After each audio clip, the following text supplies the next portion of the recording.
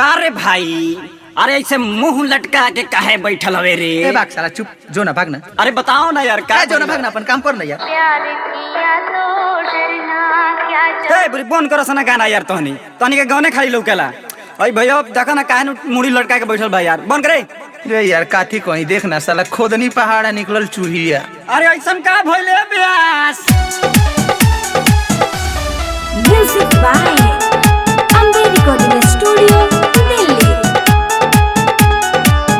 रंग नंबर से लईकी पटैनी अच्छा? दिनो राती ओकरा से बत्ती आईनी। का बोल रे भाई? रंग नंबर से लईकी पटैनी आगे बोल। दिनो राती ओकरा से बत्ती आईनी। देवे फोनावा पकिस खूब बोले इंग्लिश। देवे फोनावा पकिस खूब बोले इंग्लिश। हम बिहार में उझरिया रहे।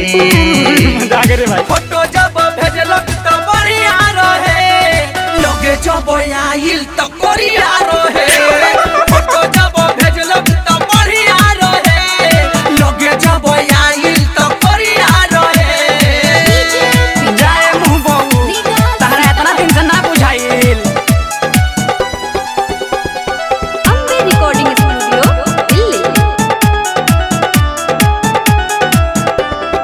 आए हाय झरझुर के आइल रहे खूबे जीत हो। देखनी जब ओकरा के मार देल स्पीट हो। का जाने कहाँ से गलती कोई नी। मने मन भाई रे खूब पछतैनी। सुनना झरझुर के आइल रहे खूबे जीत हो। देखनी जब ओकरा के मार देल स्पीट हो। का जाने कहाँ से गलती कोई नी।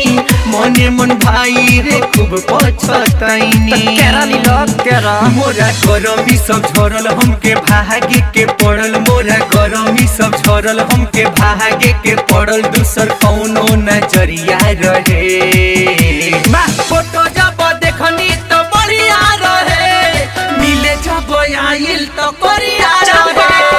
फोटो जब भेजलक तो बढ़िया रहे।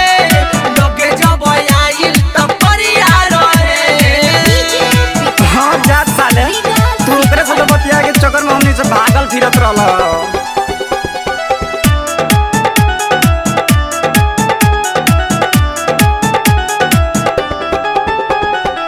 ओ दिन से बुरा भइल बाटे हाल हो।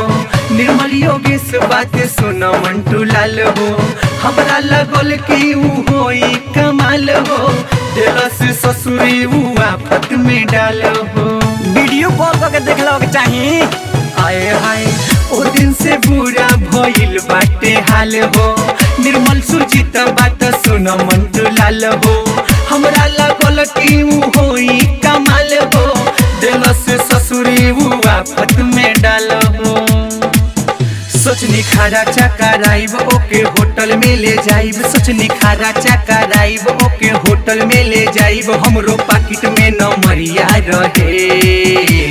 फोटो जब भेजलक त बढ़िया रहे। लगे जब आइल त कोरिया रहे। फोटो जब देखनी त बढ़िया रहे। मिले जब आइल त कोरिया रहे। हाँ तो तू बढ़ल बड़ा माल झोरन। Ambe recording studio Delhi.